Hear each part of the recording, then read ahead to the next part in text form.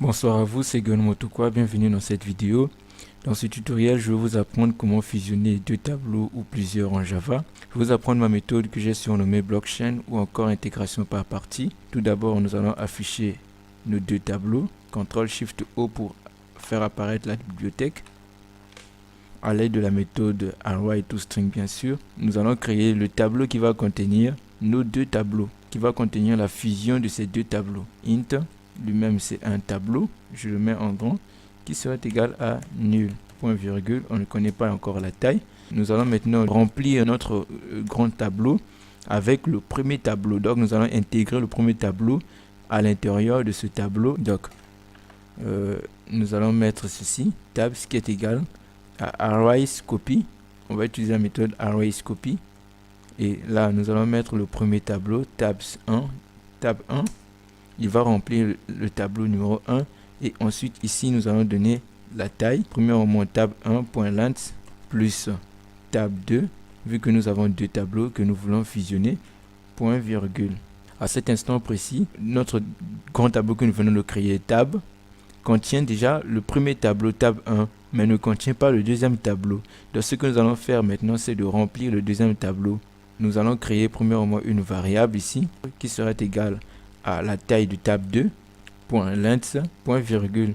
Nous allons créer une autre variable, que nous allons nommer L par exemple, qui sera égale à moins 1. Vous allez comprendre pourquoi. Et ensuite, je vais mettre la boucle for. Donc la boucle for qui va commencer à partir de la fin. Donc la première case non remplie. Donc il remplit premièrement cette case. Ensuite, pour passer, donc nous allons commencer cette boucle. Maintenant, on va commencer à remplir le deuxième tableau à partir de la case suivante. Donc c'est int i qui sera égal à c point virgule. I est strictement inférieur à grand tab, comme ceci, point length, I++,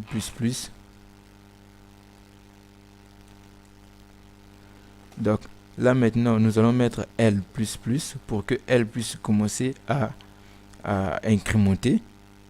Et ce que nous allons faire, c'est ceci, on mettra grand tab, comme ceci, de I serait égal à tab 2. Tab 2.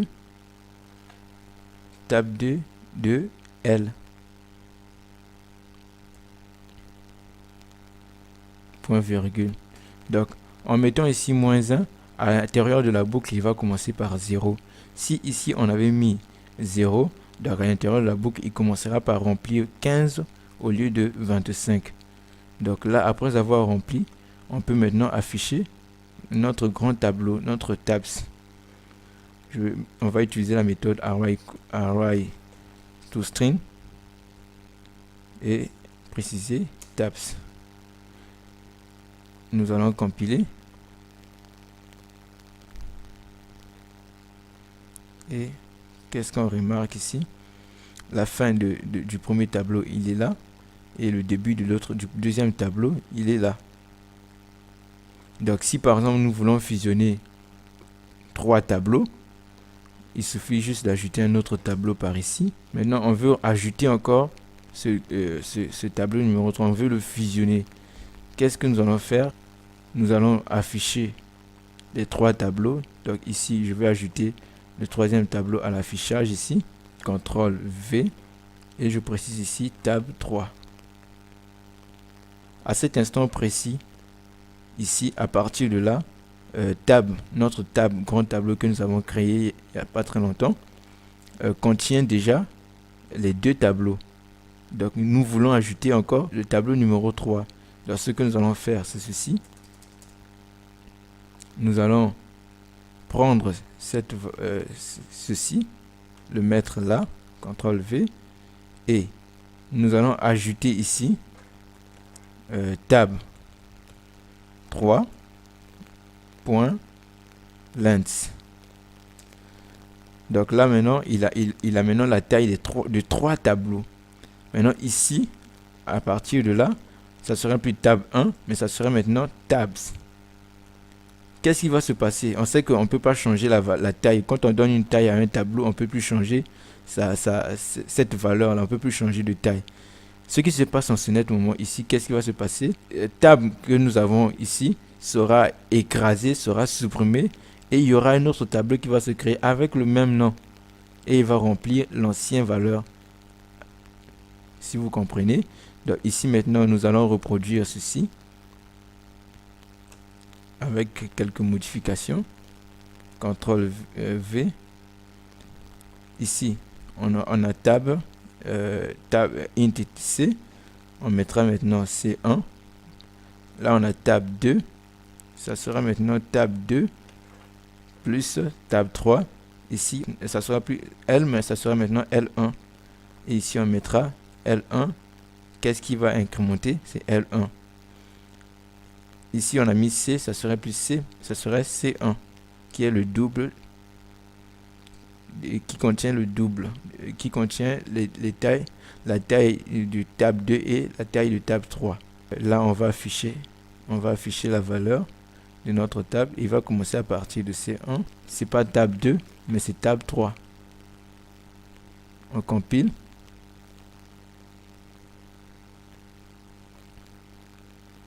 Et voilà, on peut remarquer que il a rempli notre tab 3 qui est bel et bien là, qu'on peut revoir encore ici. Donc c'est exactement ce qu'on voulait voir dans cette vidéo. Comment fusionner deux tableaux, 3, 4, ça dépend de vous. Là, on vient de fusionner 3 tableaux. Tout d'abord, je vais expliquer. J'ai créé 3 tableaux. Et puis ici, j'ai affiché les 3 tableaux à l'aide de la méthode array toString.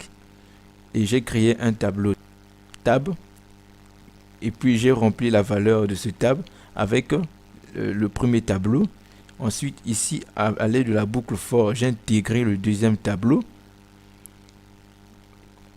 J'ai intégré le deuxième tableau. Donc en commençant par la position à partir de là, si on affiche, on verra que les zéros là. J'ai encore ajouté, j'ai encore écrasé le tableau pour lui donner encore la valeur de l'ancien tableau. Et ensuite ici, j'ai encore rempli le troisième tableau. Donc, c'est ainsi que s'achève cette partie de ce tutoriel. À nous revoir dans une nouvelle vidéo. Ciao.